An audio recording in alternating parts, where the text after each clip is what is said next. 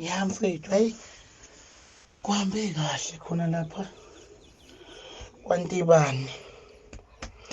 Noma phela kungahambanga kahle ngokuphelele ngoba mina ngishayekile kakhulu. Nami phela bengiharisha imvunulo nami nginesami isigcawu kodwa mbange ngisakuvunula ngenxa yodaka. And benginenkondlo yami ebeyomshiya umgodi ekhala inyembezi beyokhipha inkomo semthama vela ngiqhoyise ngoba nje huye kubethwa impela imvula inanga. Hayi beyosiphuka idwaba beyoshiyana ngomshefeza benginenkondlo bengizoyihaya. Lanto bona isuka inkondlo yabi ibhede ayinamuju nje futhi aye yami beshayiwe bengizoyicula Kwambungusi angithandwa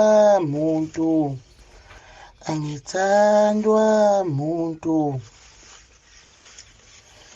umgodi uyeno wanyunda uyabona benguthi basengisho bevule bevuka usizi washo ukuthi nayi ke lemvula futhi lemvula bengenawo uthibela binalokho konesongonasithupho wanqonela umshini ogaya imobo ale mdala kangaka waze bekusuku lengane phela uThimbo ledetade wayikhipha uAlethule sekhangula simithi sokuthi uAlu uyashada kwasho ukuthi ushada imfayini kavele yani imvula futhi uAlu uyabona khona basimsekile bakuthi akashade aphazamisa usuku lukaThimbo. uAlu wehleleni ngashada emdala kangaka engangolokhu uthi alofushi mkhehle ngenasithupho enimini owuthusa liyashada kanye nengane yanaka imvula ngenxa leli ikhonde. Kodwa nje yabo lanto entibani ibizoba yinhle kube kuthiwa ngempela imvula ayiyenzanga kanje ya. Hey nqundeka imlobo abantu abaningi yaphaphaza yasemandaba isuka le phesheya kwelwandle yabhabhaze yami sibuya kade kuthiwa ayikho sokuthi usuzu wamzondo uthibela ngoba wakha naqala ungaganiwe.